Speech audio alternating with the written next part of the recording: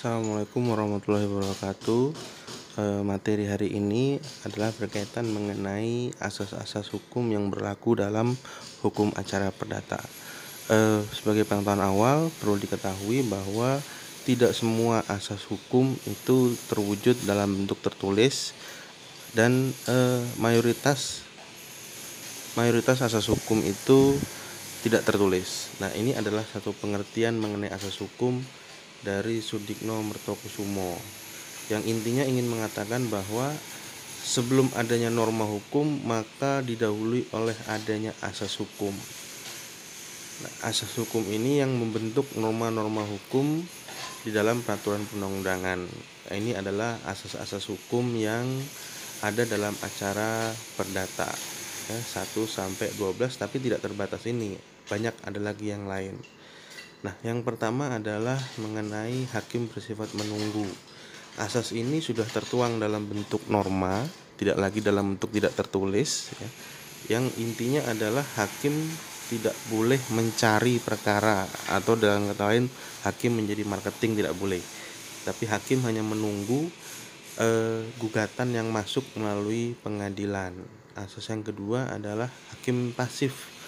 Hakim pasif ini berkaitan dengan sifat pencarian kebenaran dalam acara perdata, yaitu kebenaran formil. Artinya hakim hanya memandang kebenaran dari sisi formalitas. Oleh sebab itu, hakim tidak boleh bersifat aktif. Kemudian yang ketiga adalah sifat terbukanya persidangan. Ini juga asas yang sudah ada normanya juga. Ini dinyatakan dalam bentuk suatu statement, yaitu sidang perkara nomor sekian-sekian dibuka dan terbuka untuk umum. Ini wajib diucapkan sebelum sidang dimulai. Yang ketiga adalah asas audio et alteram partem, mendengarkan kedua belah pihak. Biasanya asas ini digunakan dalam proses pembuktian di persidangan, baik perdata maupun pidana. Asas ini diakui. Artinya hakim harus mendengarkan kedua belah pihak, tidak boleh berat sebelah. Kemudian asas multivering vonis.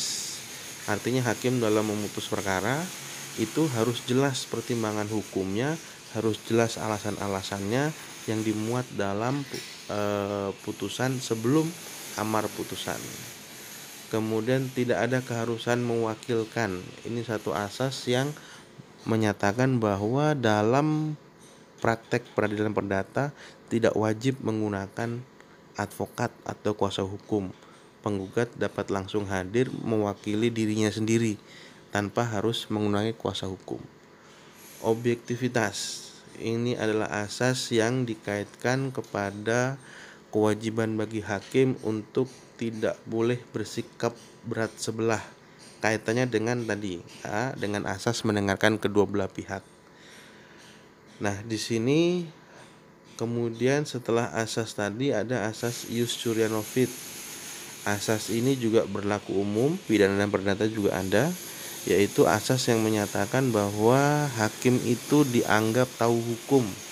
Nah, akibatnya apa? Akibatnya hakim tidak boleh menolak perkara. Hakim tidak boleh menyatakan menolak perkara karena tidak ada hukumnya. Kemudian ada asas peradilan sederhana, cepat, dan biaya ringan. Asas ini juga sudah menjadi norma, bukan lagi dalam bentuk tidak tertulis, tapi sudah norma, yang artinya peradilan itu harus dibuat prosedurnya secara sederhana, tidak boleh ribet, dan biayanya terjangkau, serta cepat dalam memutus. Kemudian asas irah-irah. Setiap putusan pengadilan harus didahului dengan irah-irah, dan ini juga harus diucapkan ketika membuat suatu putusan pengadilan. Jika tidak diucapkan, maka putusan tersebut batal demi hukum.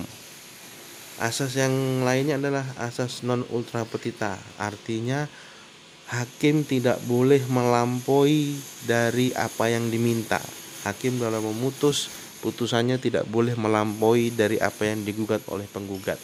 Penggugat yang minta A, maka putusannya A. Kurang boleh, tapi melampaui tidak boleh. Kemudian ada asas actor scriptor forum rei. Asas ini juga sudah dalam bentuk norma yang menunjukkan bahwa kalau hendak menggugat berbasis kepada domisili tergugat.